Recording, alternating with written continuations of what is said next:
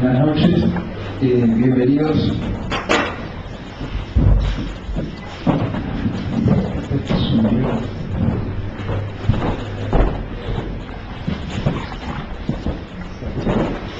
Bienvenidos a la presentación del libro de Clara Jaciner, No el fracaso escolar, claves y recursos.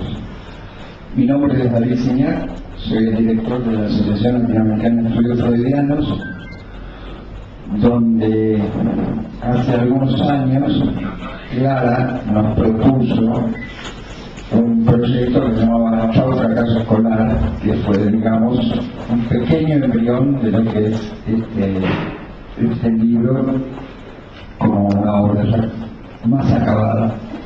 La presentación la van a hacer los colegas que voy a nombrar a continuación. Luego hablará, diré unas palabras claras, Jaciner es la autora del libro, y por último escucharemos un poco de música y brindaremos por Siempre un libro es una puerta abierta, no solamente por la importancia que tiene en este caso frente a lo que nosotros vivimos cotidianamente sobre, digamos, la estigmatización de la infancia en cuanto al aprendizaje, en cuanto a la medicalización, y para nosotros es muy importante en todo el área de ALEF este trabajo en la infancia. Este trabajo muy importante que es un saber hacer de Clara en el trabajo con los niños. Ya está, no voy a hablar mucho más, obviamente pues no me toca hablar. Y voy a presentarles la mesa de hoy. Van a hablar por orden alfabético. El primero en hablar va a ser el doctor León Benazayag. El doctor Benazayag es profesor de neurología en la Universidad de Buenos Aires y es especialista en neurología de niños, adultos, y realiza frecuentes presentaciones sobre el tema del abuso de medicación. Tiene 7 libros publicados en el área médica, pero por modestia el doctor no me dio los nombres de los libros, así que en el camino por ahí los irá diciendo. Después va a hablar Enrique Alcor, que es historiador, es un historiador especializado en Medio Oriente contemporáneo, es profesor de Sociología de Medio Oriente en la Facultad de Ciencias Sociales de la Universidad de Buenos Aires, es actual rector de la Escuela Secundaria Martin Buber, es profesor de Historia en el Seminario Rabínico Latinoamericano y en diversas escuelas como Tarbut, Maimón, Yesher Maleken, Jerusalén, entre otras. Después va a hablar Graciela Jaciner, que es psicoanalista, es analista, miembro de la Escuela Freudiana de Buenos Aires, es directora del Instituto de Investigaciones Grupales, autora de los libros Para pensar en Pillón, en coautoría con Mario Boronovsky, y Coordinando Grupos, los dos editados por Lugar Editorial, y es ex jefe de trabajos prácticos de la Cátedra de Grupos de la Universidad de Buenos Aires. Por último, nos va a hablar siempre sobre el libro, creador de esta creación de Clara, Diana Litvínov, que es psicoanalista didacta de la Asociación Psicoanalítica Argentina y miembro actual de la comisión directiva de dicha institución. Profesora titular del Instituto Ángel Garma y autora del libro El sujeto escondido en la realidad virtual. Diciendo esto, entonces los dejo con los presentadores del libro.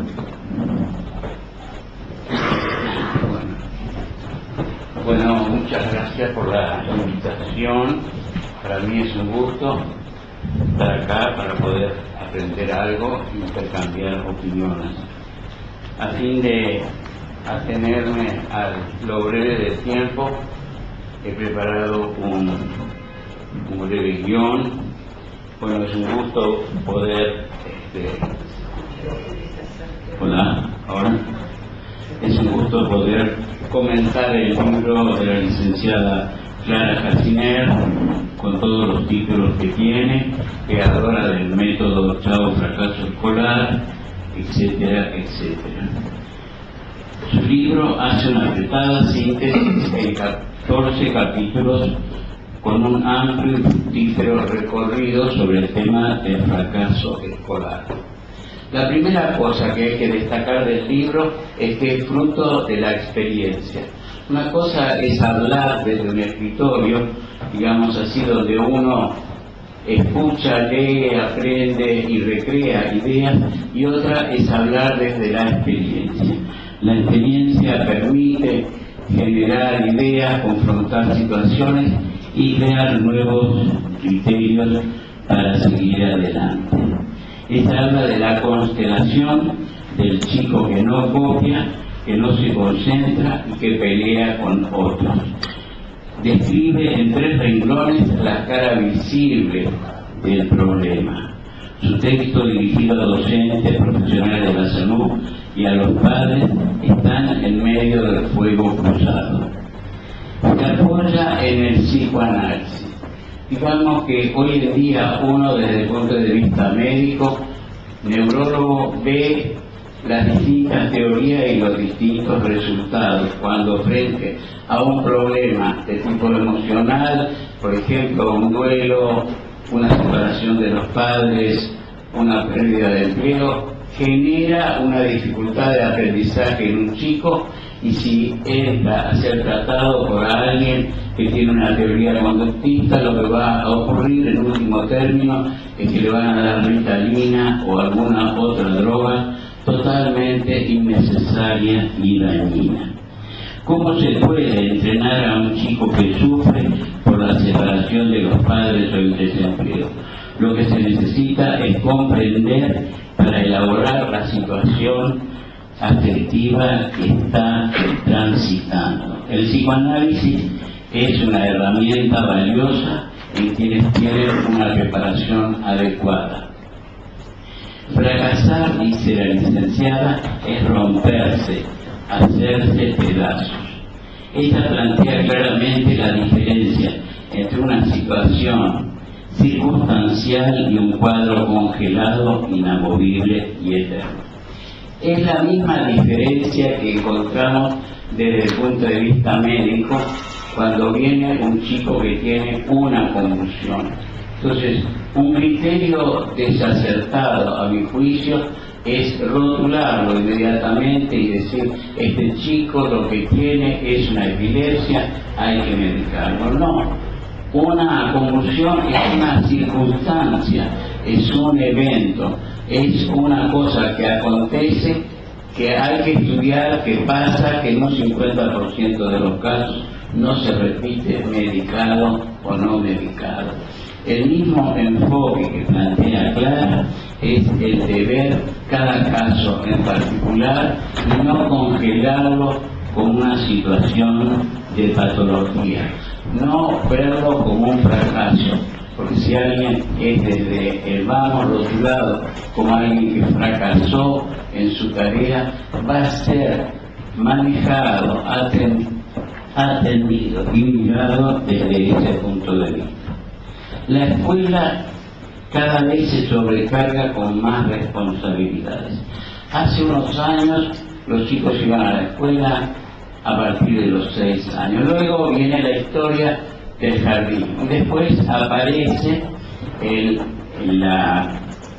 jardín maternal. En rigor de verdad, los chicos son héroes que sobreviven a una sociedad muy compleja donde los padres trabajan todo el día, ellos son criados por distintas maestras o cegadoras y van como quien va a un trabajo de 8 de la mañana a 7 de la tarde y después lo ven los padres cansados todos, el chico, los padres, todos están cansados porque han tenido una tarea enorme. La escuela cada vez va teniendo más responsabilidades y va ocupando más el lugar que corresponde a los padres. La escuela le va dando el carácter de formadora, no solo de información, sino de formadora de valores. Bien describe la licenciada el fracaso escolar como una metáfora de nuestra época y de nuestros adultos niños, compañeros, amigos. Cada vez menos adultos nuestros padres, cada vez menos autoridad frente a roles diferentes. Además uno lo ve frecuentemente cuando viene alguien y comenta que el chico es maltratado en el colegio. Entonces uno le dice, bueno, ¿por qué no lo cambia de colegio? Y dice, no, porque están las hermanas en el mismo colegio, porque es un colegio que le da una instrucción adecuada y porque lo que no dicen es que para mí hay algunos casos donde el padre quiere que el chico sea castigado en el colegio de alguna manera. O sea, uno ve cada tanto padres que no se hacen responsables del cuidado de los chicos, que no vigilan lo que pasa en la escuela y que después se quejan de las consecuencias. La legislación escolar es cada vez más compleja y desde un modesto punto de vista menos efectiva. Primero no había que repetir el primer grado, luego lo van extendiendo, creo que hasta el tercer grado, y a partir de ahora lo que sigue es que no va a haber exámenes y todos van a pasar, porque bueno, las sociedades incultas son más fáciles de manejar. Frente a la falta de soluciones, frente a la falta de enfoques adecuados y de trabajo en conjunto entre los profesionales, las escuelas, lo que se hace es recurrir a los medicamentos como soluciones mágicas. Cuando un chico se porta mal, la escuela está mal orientada, porque lo que dice es que vaya al médico. Si un chico se porta mal, lo que hay que hacer es una fórmula muy simple: sentarse con el chico y preguntarle qué te pasa, cómo están tus padres, cómo está tu madre, cómo están tus hermanos, y si uno le dedica, como hacen las psicólogas o las psicopedagogas, 10 o 20 minutos a escuchar, puede tener muchas veces la solución y no tiene ningún sentido ir a buscar una lesión neurológica. Desde lo psicológico todavía vemos que alguien le hace un test de Bender y a partir de ahí dice hay una lesión orgánica. Entonces lo mandan a consulta diciendo chico con LC porque tiene organicidad en el Bender. Bueno, el Bender no mide lesiones, podrá tener algún criterio de organicidad, pero no es válido para buscar alteraciones orgánicas. El rótulo que se utiliza desde hace unos años con todo éxito, lamentablemente, es el de déficit de atención. ADD, ADC, déficit de atención con o sin hiperkinesia. No existe tal entidad, no existe alteraciones genéticas, no existen alteraciones bioquímicas. Uno de mis libros se llama ADD, una patología de mercado, que en rigor de verdad es eso, es una patología de mercado para vender la Ritalina, que es una anfetamina. Entonces, frente a la doctrina o al criterio de rotular este chico que se distrae, se dispersa, lo que tiene es una ADD, lo que hay que hacer es medicarlo, esto es totalmente falso, inadecuado e incorrecto. Y como no pueden decir que la ADD es una enfermedad, lo que dicen es trastorno. Inventaron la palabra trastorno. Y lo que es más vergonzoso es el diagnóstico. ¿Cómo hacen el diagnóstico? Lo hacen con un test que se llama el test de Conners, que dice, ¿es inquieto? Sí, poco, mucho. ¿Y qué hace? El médico, cuando recibe el que está de acuerdo con esto, el neurólogo o el psiquiatra, le entrega a los padres y maestros el test de Conners que llenan. Se mueve poco, mucho, se dispersa, interrumpe, toda una cantidad de características que hacen a la conducta, pero que no tienen nada que ver desde el punto de vista médico. A partir de ahí, entonces el médico decide que sí, que es una enfermedad genética, le da Ritalina, con lo cual la anfetamina provoca claramente un cuadro de detención de la talla, alteración de la presión arterial, insomnio, y también en algunos pocos casos, por suerte pocos, se producen brotes psicóticos.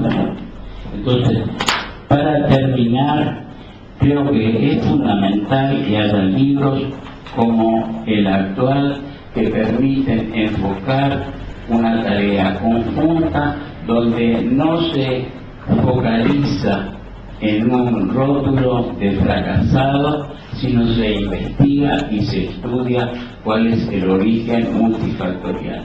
Gracias.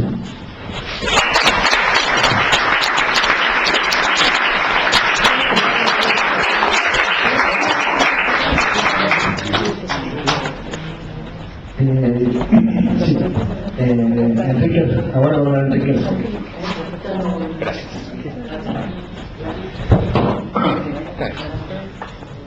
Buenas noches. ¿Se escucha en el fondo? ¿Estamos bien? Bueno. Buenas noches. Muchas gracias por recibirme. Fundamentalmente gracias a Clara por la convocatoria, por la invitación y por la oportunidad de pensar a partir de su libro algunas cuestiones vinculadas a la escuela como institución y al fracaso escolar también como institución y como concepto. Lo primero que quiero decir, que ya se ha dicho, es que yo no soy psicoanalista, soy historiador, soy docente, en este momento dirijo una escuela secundaria, y es desde esos lugares que voy a hablar hoy, sobre todo, me parece, desde el lugar del historiador. Posiblemente, en todas las épocas, los hombres percibieron que sus tiempos, su propia época, era más inestable, más insegura, más imprevisible que la de sus antepasados. Nosotros no solo no somos una excepción, sino que una de las marcas de la modernidad, sobre todo desde el siglo XIX en adelante, es justamente esa sensación de imprevisibilidad, de malestar, de incertidumbre, de un cambio que no sabemos hacia dónde va a llegar, lo cual genera inseguridad. Esa quizás sea una marca de nuestra modernidad, insisto, sobre todo en los últimos 200 años. Uno de los aspectos de ese malestar está dado por lo que podemos denominar la caída de los grandes relatos.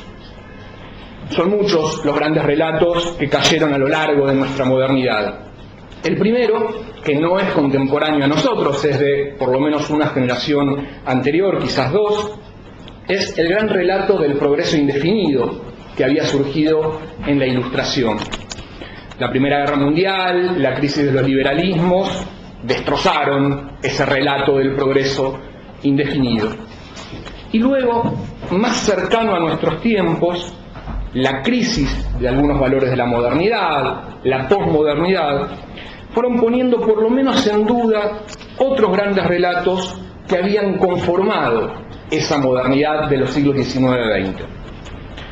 Uno de esos relatos fue sin duda el relato de la izquierda, el de la inexorabilidad de un futuro más justo, más igualitario, más democrático, si queremos.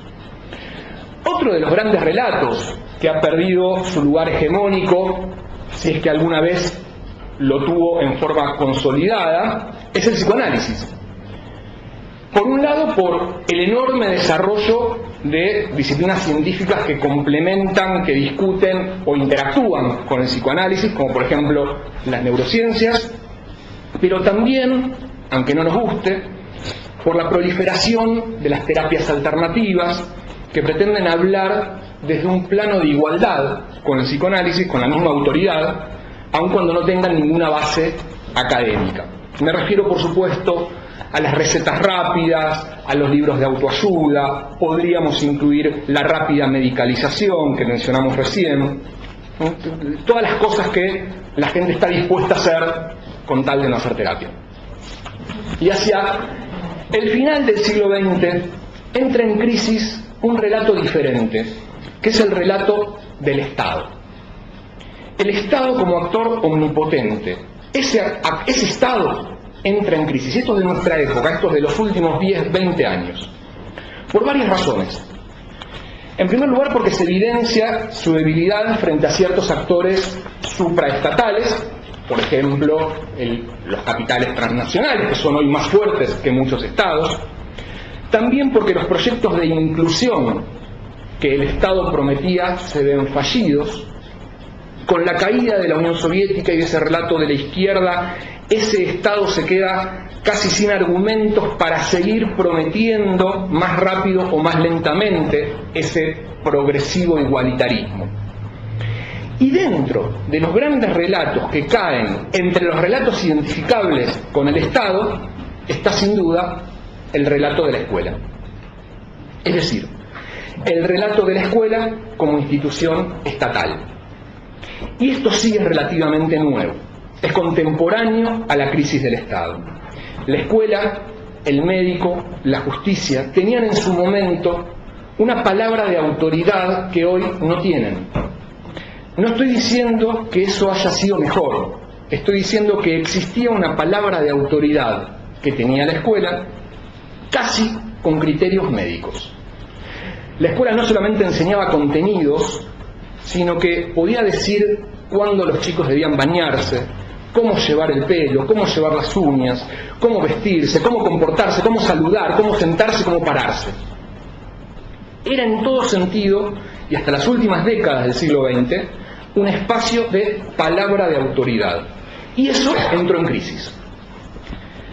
La crisis de ese modelo, en cierto sentido, implicó crecimiento, fue liberadora.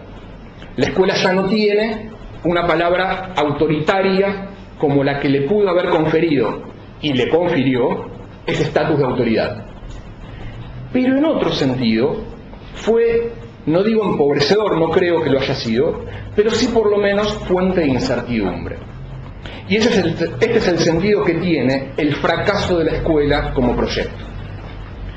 El libro de Clara comienza con una potente descripción, o mejor dicho, una potente definición de lo que es la pérdida de la escuela como espacio de inclusión. El libro de Clara comienza con una potente descripción del concepto de exclusión.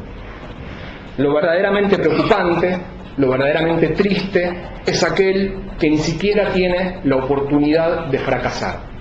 Es decir, el que está completamente excluido, el que ni siquiera está en la escuela. Y estamos en un momento en el cual aún los incluidos corren el riesgo de ser excluidos.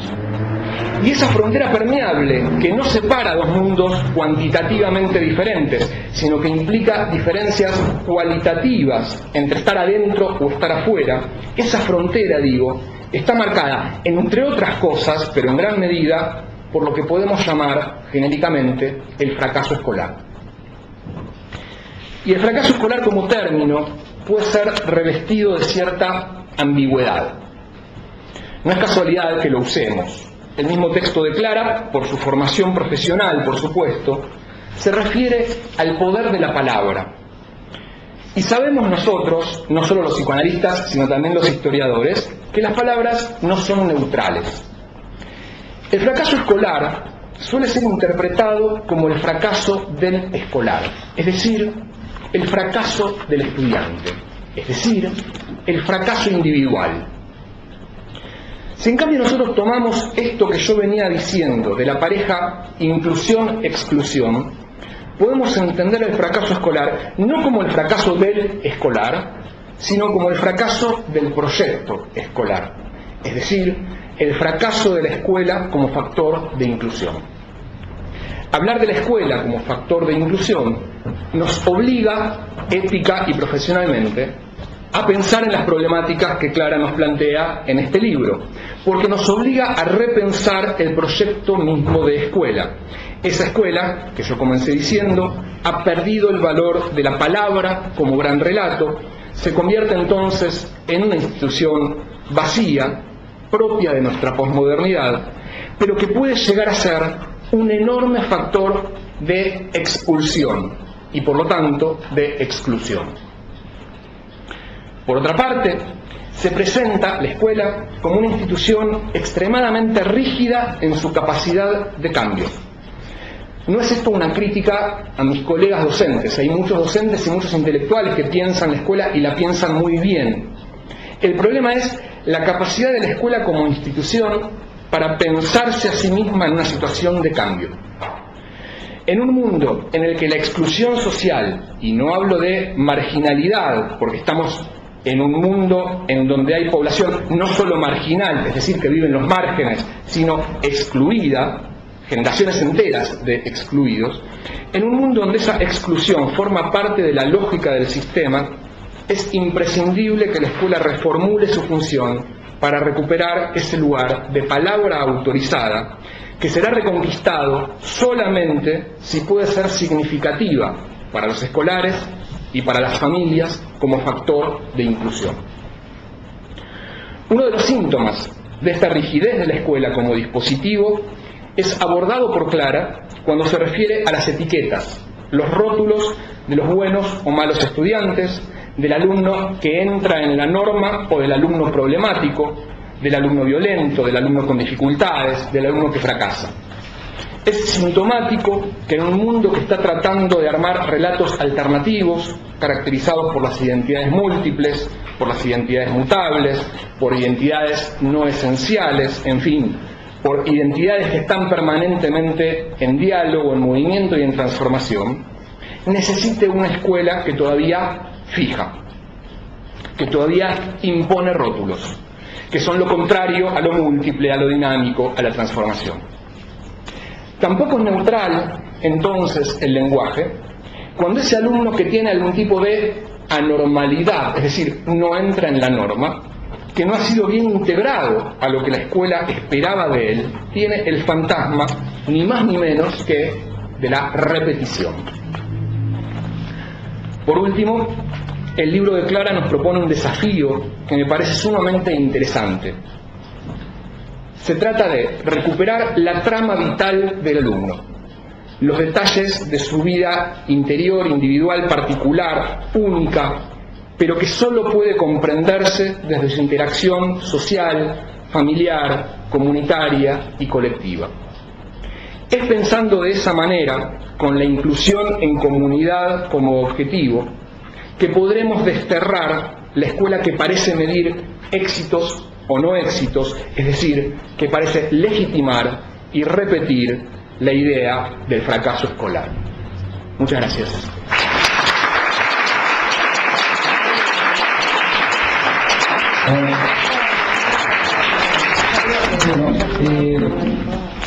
Antes de darle la palabra a Graciela Castiner, quisiera leer a algunas personas que no pueden estar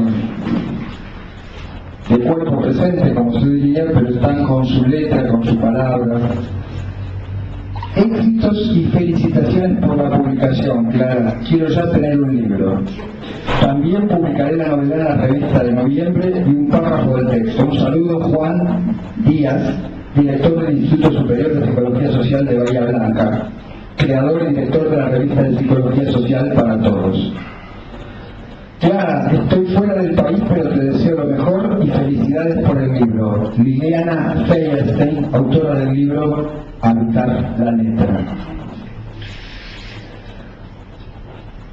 Sé de primera mano, este es otro texto, que no al fracaso escolar es el producto de un esmerado trabajo tanto teórico como práctico, que refleja tu excelencia profesional y tu gusto por la investigación. Para mí se trata de un libro esperanzador, porque rompe con las rígidas etiquetas que condicionan a nuestros niños y los condenan a un fracaso ineludible. Por eso, sin duda, va a ayudar a padres, maestros y otros profesionales del ámbito de la educación, pero sobre todo va a ayudar a los chicos contribuyendo a la superación de las múltiples adversidades a las que deben enfrentarse durante la etapa escolar, permitiéndoles transitar por la escuela de la mejor manera posible. Felicitaciones por tu trabajo. Te quiere tu sobrina desde Madrid, Belén Marcílez Castiner, que es aparte máster en filosofía y es la primera correctora de este libro. Por último, querida Clara, lamentablemente no estaré en el país para esa fecha. Te deseo la mejor de las suertes y un seguramente merecido éxito. Abrazo, Abraham Skorka, rector del Seminario Rabínico Latinoamericano en Buenos Aires, rabino de la comunidad benedictina e interlocutor, como todos saben, del Papa Francisco. Bueno, así que estamos bien acompañados, así que le doy la palabra a Cristina.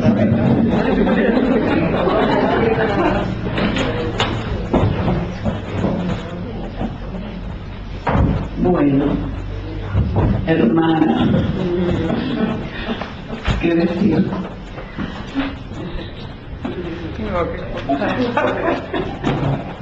Es raro, un diálogo casi familiar. Le agradezco a Clara la invitación y que haya elegido presentar por primera vez su libro en esta casa. También te agradezco, Clara, el modo afectuoso y riguroso con que me citás en tu libro. Quiero dedicar hoy mis palabras, además de felicitarla a Clara, a nuestra querida Beatriz, alguien que ya no está y sin embargo estará tan presente esta noche. No es tarea fácil esta presentación. ¿Quién hablará? ¿La hermana? ¿La psicoanalista? ¿La directora del Instituto de Investigaciones Grupales? La verdad no lo pude decidir todavía, pero iré haciendo lo que pueda. Vamos a ver cómo sale. Les comento que a medida que iba leyendo el libro de Clara Casinal, se me iban multiplicando escenas de otros tiempos, en que siendo niña, Clara compraba muchos libros y leía y leía y leía. Y quien les habla se preguntaba una y otra vez sobre los mundos maravillosos y enigmáticos que ella encontraría en esos libros. Voy a comenzar por el objeto libro. Este libro como un objeto. Es un libro que invita. La foto en la tapa de unas manitos jugando a los palitos chinos. Ese sencillo juego del siglo V antes de Cristo. Al final de cada capítulo les cuento, por si lo van a leer, hay una especie de conclusión, de indicación que me gustó mucho. Es un libro con ritmo y frescura, al menos así me resultó a mí, que invita a detenerse y a la vez le va pidiendo al lector que trabaje. Creo que esa es la estrategia de Clara en el libro. Liviano y profundo a la vez, es un libro humilde en que la autora se va aprendiendo de su práctica, de sus impases, de sus logros. En el libro No al fracaso escolar, Clara generosamente comparte su clínica cotidiana con niños con hiperactividad, ADD, como decías, falta de concentración, niños con problemas de aprendizaje y conducta que pueblan su consultorio, y también comparte los modos de producción y de abordaje de dicha problemática. Los planteos son rigurosos teóricamente y acoplan el fracaso escolar al fracaso académico y al efecto de una generación donde costó sostener una asimetría entre adultos y niños, de fallecimiento del nombre del padre, decimos los psicoanalistas. Pero a mi gusto, lo sorprendente del recorrido por el que nos va llevando este libro es que más allá de denuncias sobre lo que no anda en el sistema educativo o social, o de estos trastornos como efecto de época, la preocupación de la autora es el sufrimiento de cada niño en particular, por esa posición de fracaso y los modos de poder ayudarlo a salir de la misma en una alternativa que no sea la medicación, al menos indiscriminada, ni tampoco la segregación en el aula. La resistencia y el abandono escolar abordados desde lo micro, más allá de las puras estadísticas. Leo en la página 159. Hay fórmulas que llevan a calmar con rótulos, etiquetas, pastillas, la incertidumbre, el vacío que implica siempre el aprendizaje, la fugacidad de la vida. Y mientras leo esta frase de Clara Casenar, me acuerdo de Villon, cuando dice que pensar es tender puentes sobre el vacío. Y creo que Clara ayuda a cada chico, pero también a los padres y a los maestros, a aprender, a pensar y pensarse. Dice Lacan, el analista es al menos dos, el que sostiene una práctica y el que la teoriza. El libro que hoy presentamos nos ofrece escrituras de una experiencia. Se comparte una fecunda práctica, se la piensa y se va trazando una zona de espesura a la que intentaré ingresar con ustedes. Por suerte, la autora, por suerte, y lo remarco, no se aferra a una teoría y luego cuenta su práctica para ejemplificar lo que ya sabe teóricamente. De eso está lleno el ambiente. El libro tiene, en cambio, un clima de descubrimiento. Habitada por una lógica, Clara hace, se mete en el barro. ¿En el barro, dirán ustedes? Eso le gustaba decir a nuestro querido maestro Enrique Pillon Rivière. Clara se mete en el barro, hace, y retroactivamente, a precup, piensa lo que hace. ¿Qué quiere decir meterse en el barro? Dice Pillon que hay futbolistas que solo juegan cuando la cancha está en condiciones, y otros que son futbolistas de potrero que juegan con la cancha en cualquier estado. Pillon nos enseñaba a jugar con la cancha en cualquier estado, a no rehuir la escena del juego. Clara no rehuye la escena. Pillon hubiera estado orgulloso de este libro. Trabaja con niños habitantes del fracaso escolar. Los aloja.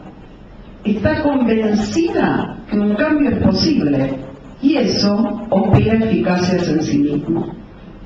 Una práctica que trasciende las paredes del consultorio. Por ejemplo, una librería con los niños sentados con ella en el piso leyendo cuentos. Abre su consultorio, como dice, al niño, a la señora Fashion, a la cuidadora de los chicos. El caleidoscopio late en su propuesta. Lógica caleidoscópica que ella propone, en que los elementos están allí y van formando nuevas figuras con sutiles movimientos. Les voy a contar que yo creo, y algo de esto dice el libro, que el nombre del método que Clara inventó no es No al fracaso escolar, se llama Chau, fracaso escolar. Y creo que por temas editoriales y difusión en otros países, que no se sabe qué es Chau, se le puso el nombre acertadamente de No al fracaso escolar. La idea del Chau, sin embargo, me pareció siempre un hallazgo y lo quiero compartir con ustedes. Chau, que es el nombre del método de Clara, Chau, fracaso escolar. Chau proviene del italiano ciao, interpretado expresión que se usa tanto para el encuentro como para la despedida con alguien. Chao. Este libro es una propuesta de corte con el fracaso escolar, pero también en el doble sentido del término chao, en italiano. Es a la vez la propuesta de encuentro con el fracaso escolar. Clara tiene un saber hacer y nos invita a encontrarnos con el fracaso escolar, único modo de poder despedirnos. Si no, la pastillita, si no quiero encontrarme con el fracaso escolar. ¿O acaso no hemos aprendido que nadie se va de donde nunca estuvo? En este sentido, Clara propone, a mi modo de ver, un método de trabajo de raigambre psicoanalítica, en tanto no busca suprimir el síntoma, sino que lo pone a trabajar, lo habita. También de fuerte raigambre pilloniana, en tanto interroga con delicadeza los sentidos coagulados en la vida cotidiana y básicamente cómo aprende quien aprende. Clara le agradece a sus maestros Freud y Lacan, pero también en el último capítulo le agradece a gente que le ayuda a pensar. A mí eso me parece un gesto digno de ser mencionado, de que alguien agradezca a la gente con que puede pensar. Me encontré en estas páginas con lo que Diana Sperling llama un pensamiento impuro. Clara apunta a lo particular, lo diferente en cada constelación, pero también a una lógica, o sea, lo común de lo diferente. Se atreve a ingresar a una polémica fuerte entre el nominalismo y el esencialismo y dice con toda frescura: prefiero el nominalismo porque particulariza. Polemiza con lo rizomático y las líneas de fuga tan de modas actualmente. Para cambiar de tablero o de posición en el tablero, dice Clara, habrá que saber cuáles jugadas son posibles. La autora se mete con las delesianas líneas de fuga porque no todo es rizomático, sino que plantea una columna vertebral desde la que inventar lo nuevo. Muchas preguntas, pero preguntas que se ofrecen para ser habitadas y no clausuradas con respuestas inmediatas. Por ejemplo, ¿por qué cada madre de nuevo consulta con la queja "mi hijo no copia"? Clara hace trabajar esta pregunta. El fracaso escolar entendido como una lógica que hay que desmantelar en el niño, pero también en los padres y los maestros. En ese sentido, imperdible el capítulo sobre David y Goliat. Excelente. Una metáfora de cómo, en un acto inédito, David, el aparentemente más débil, desarticuló una lógica, la de que el más grande es el más fuerte. Clara parece acompañar a cada niño a recuperar esa potencia en su misma debilidad. Imperdible también, en la página 167, la potencia del no. Barleby dice, preferiría no hacerlo. Y Clara, apoyándose en Adam Bell, le dona al niño que no atiende, no copia, el valor del no. La psicoanalista que me habita aplaude la iniciativa de la autora. Poder situar en ese no el comienzo de un trazo separador del otro, sabiendo que si apunta a lo progrediente, ese no puede encadenarse a una nueva producción. Clara inventa un dispositivo que prioriza la construcción de diques, que trabajando límites y bordes busca producir con los chicos, las familias y los docentes estrategias conjuntas para una mejor instalación del niño en su experiencia escolar. Me pareció interesante que cuando recibe un niño le cuenta que no es maestra particular, que juntos van a trabajar para que él sufra menos en el aula y que juntos van a armar una estrategia. Tampoco es psicoterapeuta en este método. Lo que hace lo llama terapia alfabetizadora. Trabajará con el niño y quienes lo rodean, por ejemplo, las modalidades de estudio, por ejemplo, cómo ordena la mochila, y le enseña al niño a incluirse en los códigos institucionales, que el niño tenga sus estrategias.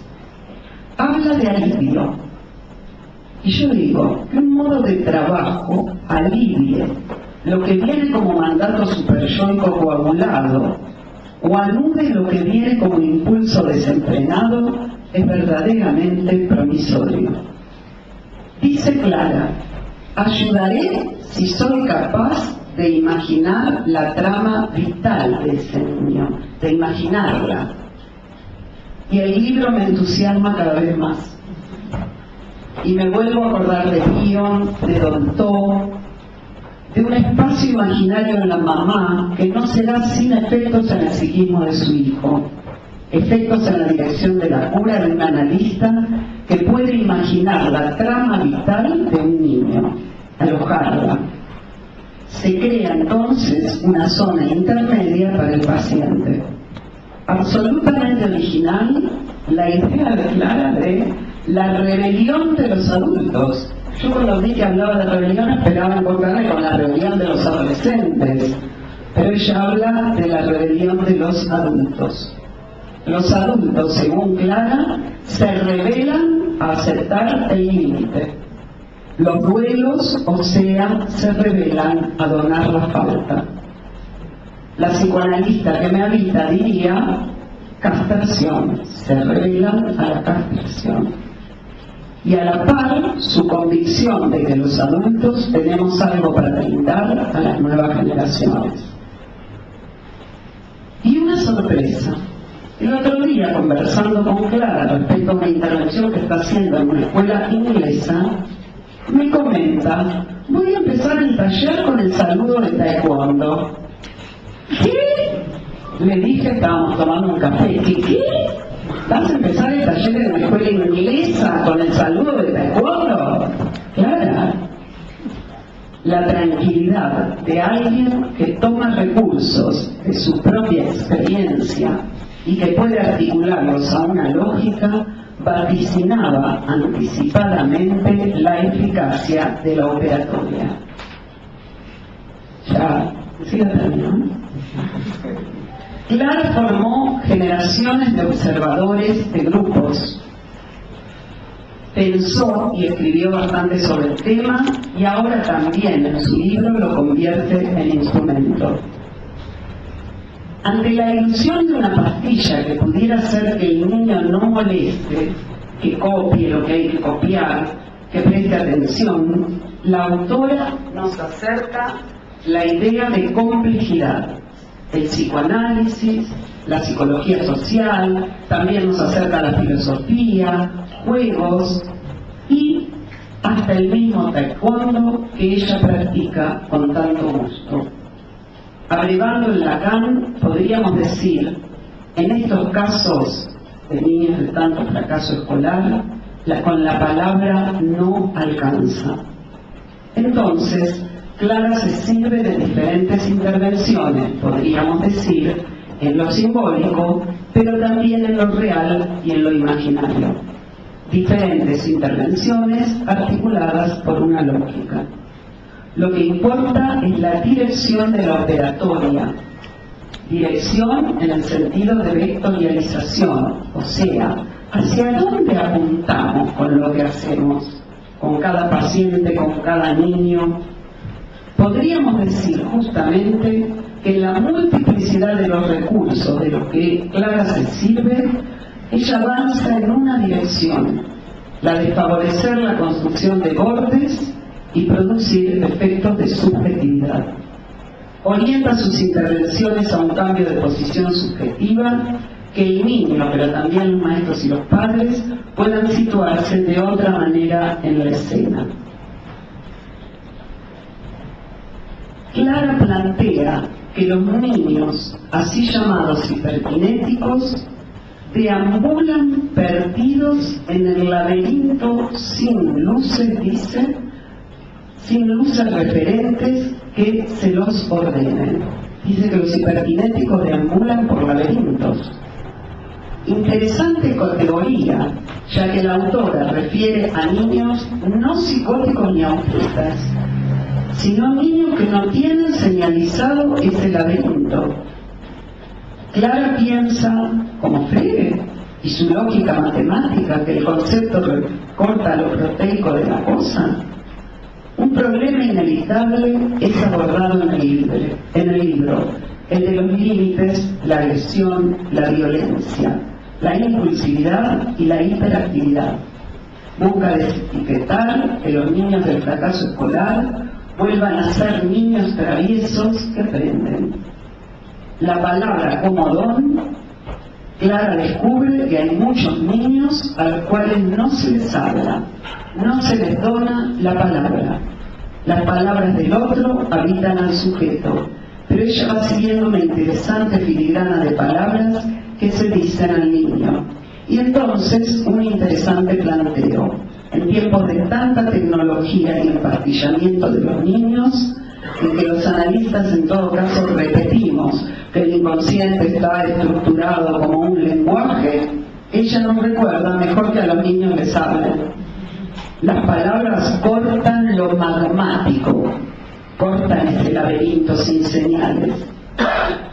Universo laberinto y magmático que se ordena con la palabra de los adultos.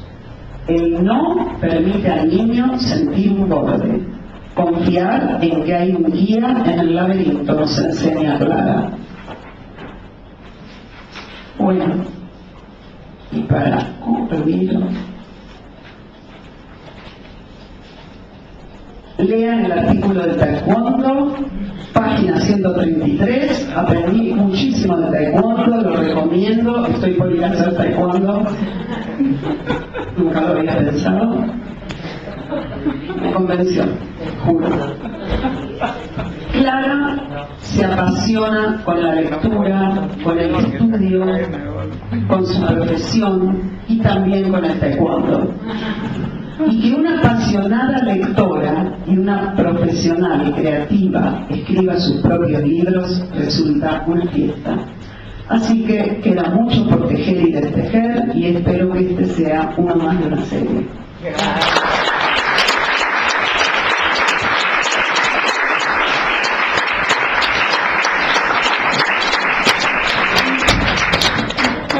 Bueno, vamos a escuchar a Diana Delfino.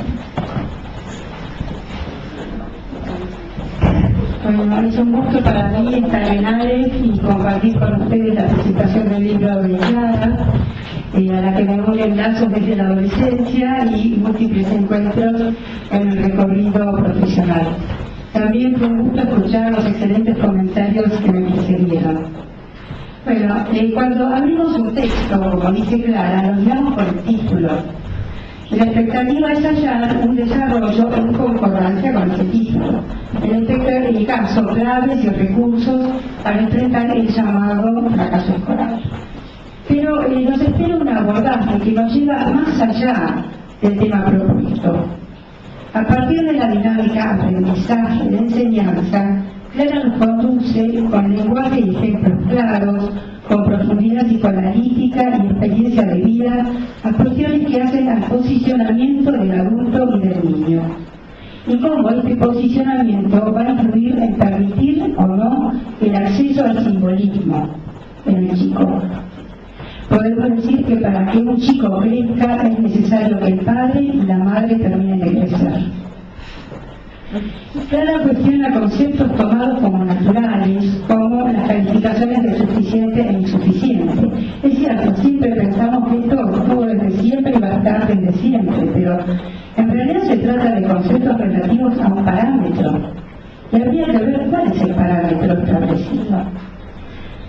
O sea, ¿qué implicancias encierra el calificativo de suficiente o insuficiente? ¿Que un chico fracasó? ¿Que merece o no ser querido? ¿Ser feliz? ¿Tener en el futuro dinero o trabajo? ¿Poder sobrevivir? ¿Qué se espera de él en relación a esa calificación? O sea, no se trata de un todo da lo mismo, la enfermedad existe, pero también existen las diferencias de estructura, de cultura, de expectativas, de importancias. Un chico puede hacer una gran evolución respecto de un punto de partida problemático a través de cambios, con una perspectiva de progreso que necesitará ser evaluada en su particularidad. El llamado fracaso escolar atañe no solamente al alumno, sino también al docente. O sea, el docente también se siente calificado como que, digamos, estuvo bien o fracasó. O sea que el libro busca también dar alivio al docente, desculpabilizarlo, podemos decir, ¿no? En este sentido da muchos tips, o sea, el uso de juegos tradicionales como los palitos chinos, calidoscopios, ya casi olvidados, pero ella los rescata, ¿no es cierto? Lo que decía Graciela, la filosofía, la práctica del taekwondo, pero fundamentalmente, podemos decir, pone el acento en el valor de la palabra para construir la subjetividad del niño.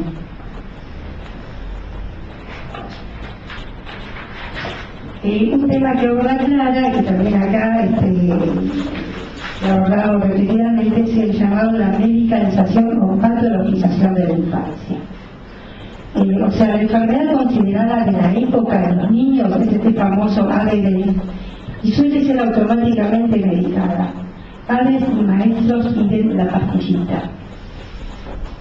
O sea, para un chico que está, digamos, en proceso de desarrollo, tener que sobreponerse a una medicación que lo aplaca y lo aplasta, realmente trae consecuencias y daños colaterales muy importantes.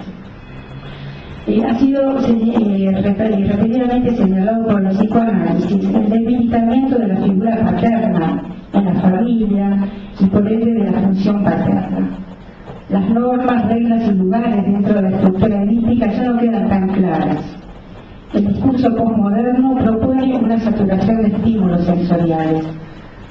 En la gran mayoría de los casos no es el niño el que trata de realizar su deseo, sino los padres que no vacilan en poder sus deseos y sus sueños. En los tiempos mediáticos que nos toca vivir, los hijos suelen ser depositarios del deseo de los adultos de escapar del anonimato, de brillar en los medios, de tener fama y glamour. Los chicos en este caso sienten una presión que no entienden, que les genera angustia y se lanzan, a veces en la exigencia, a tener una popularidad sin freno. Entonces está el tema famoso de quién, digamos, es popular y quién sufre el bullying, por ejemplo. El niño que busca popularidad sin freno también busca un límite que vendrá desde afuera, ya que no puede instalarlo desde adentro. Ahora, en otro aspecto, vemos a los chicos y adolescentes actuales habilidosos y creativos. Son nativos digitales. Nacieron y crecieron en el siglo XXI, rodeados de una cantidad de tecnología y procesan la información de diferente manera que los adultos. A veces escuchamos que los chicos de hoy no saben jugar, pero se trata de otro tipo de práctica y de otros elementos. Los cibernéticos, los videojuegos, un hecho de la realidad en que vivimos. Se dice que los chicos están desconectados, pero se niega que están sumamente entretenidos y conectados con sus amigos a través de la computadora. Los chicos no están conectados con una máquina, están conectados a través de la máquina con sus amigos. Los nuevos juegos están sostenidos en un tipo de lógica colectiva, no asociativa.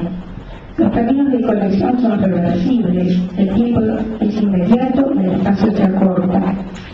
Los niños son especialmente aptos para la transmisión de las sustituciones vertiginosas por la plasticidad del chico. Son menos prejuiciosos.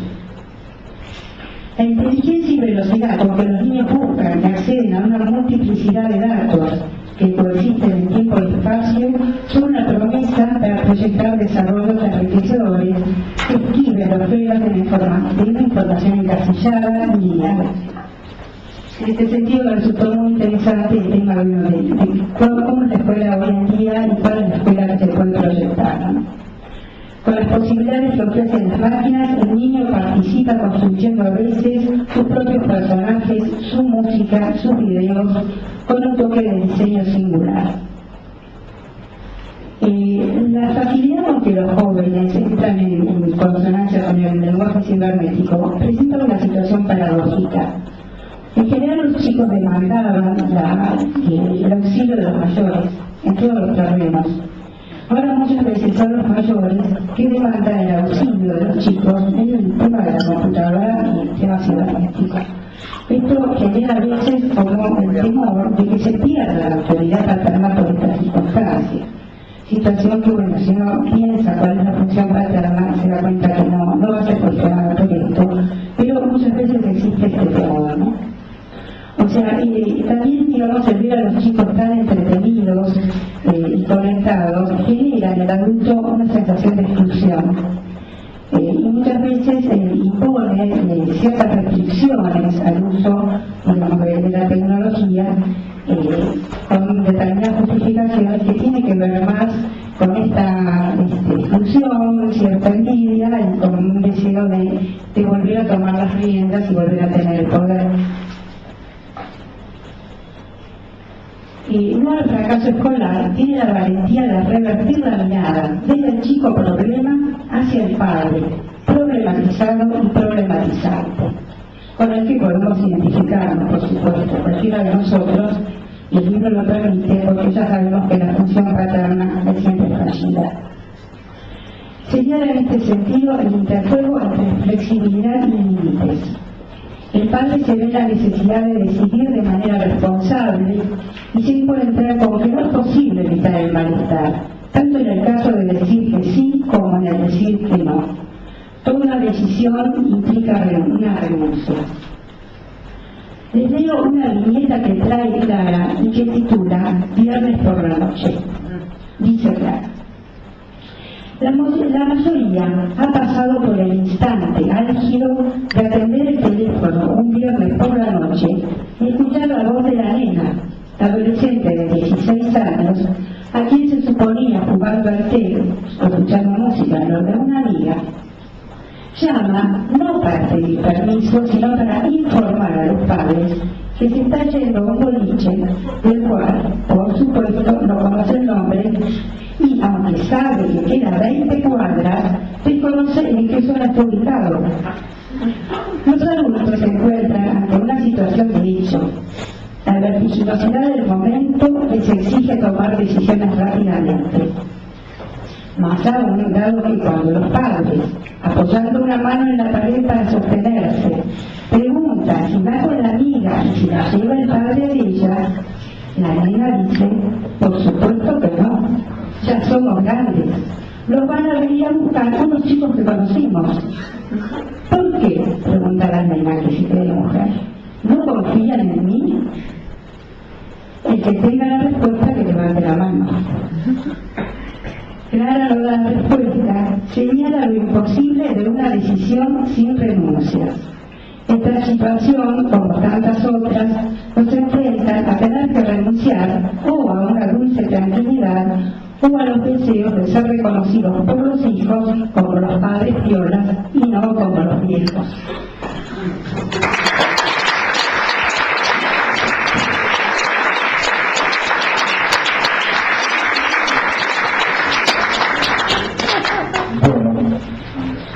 Le vamos a dar la palabra a la autora del libro.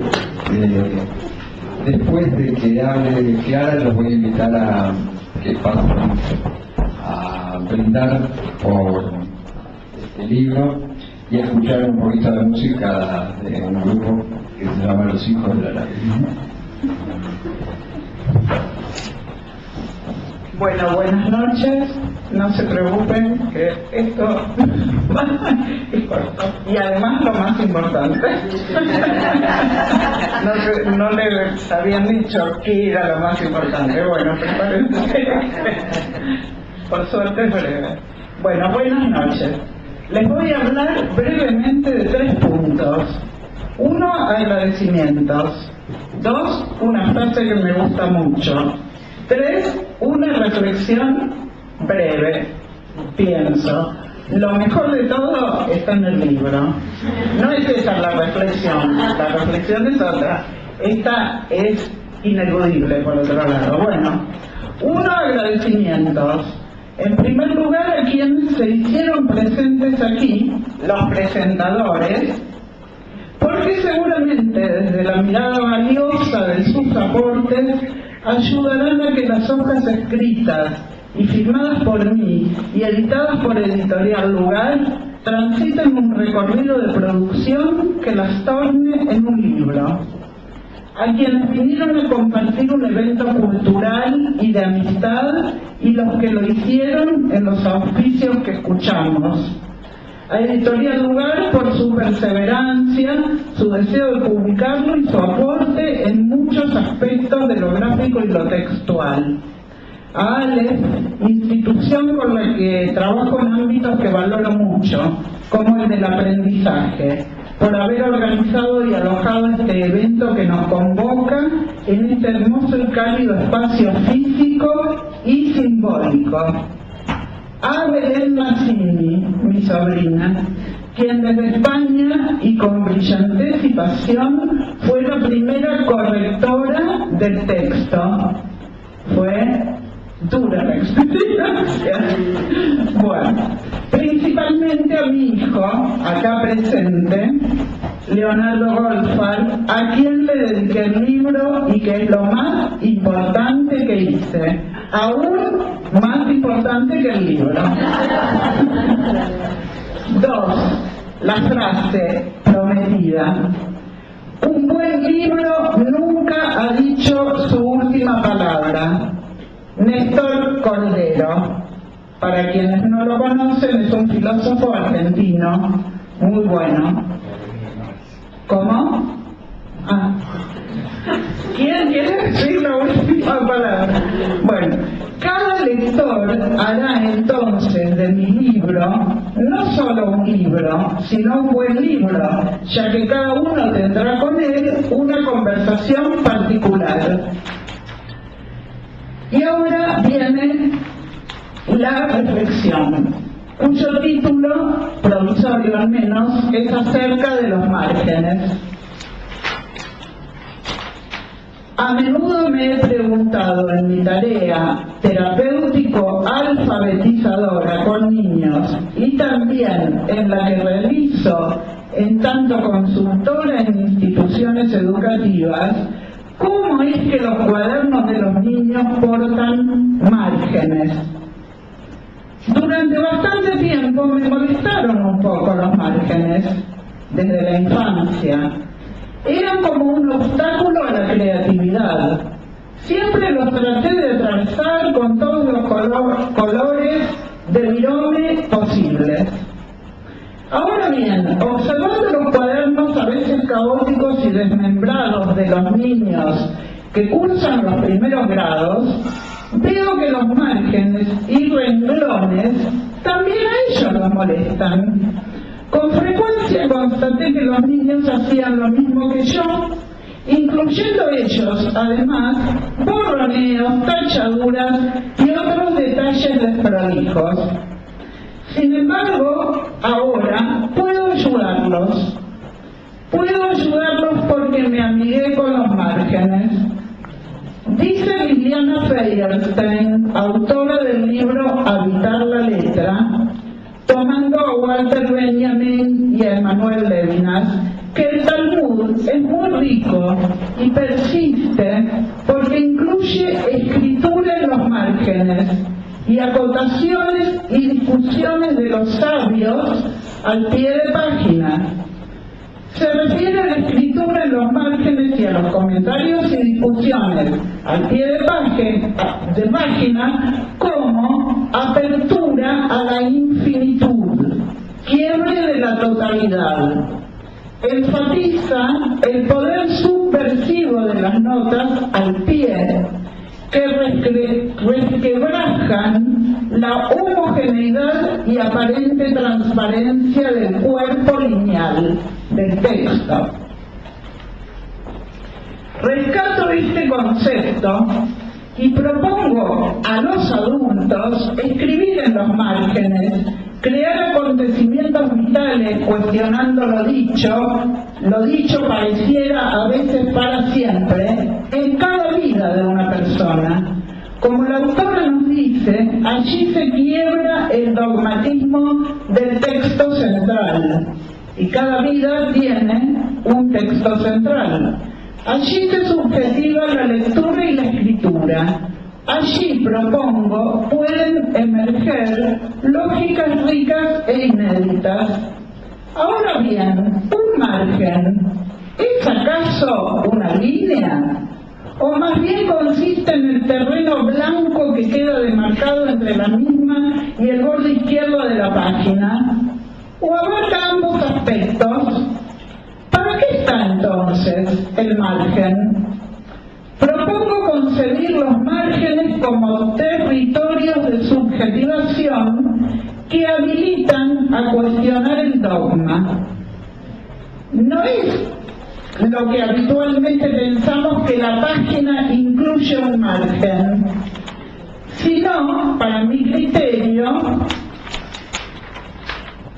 podemos realizar un ejercicio perceptual de figura y fondo y comprobaremos que esa línea muestra que, por el contrario, la línea muestra que allí hay una página.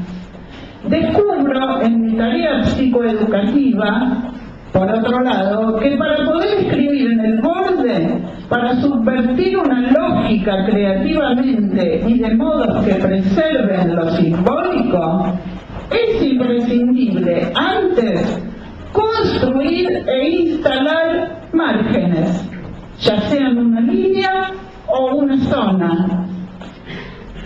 Alfabeticemos entonces niños que puedan escribir en los márgenes, pero para ello que previamente los inauguren, subjetivándolos.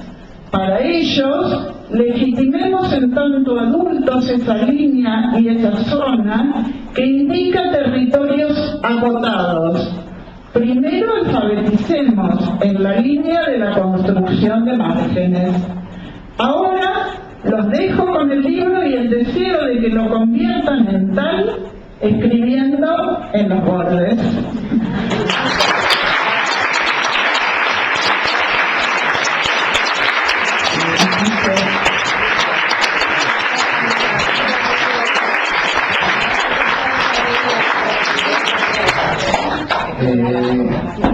Voy a escribir en el margen. Escribir y leer son dos formas posibles de la felicidad. Así nos acompaña también muertes. Los invito al patio para el brindis y la música con los hijos de la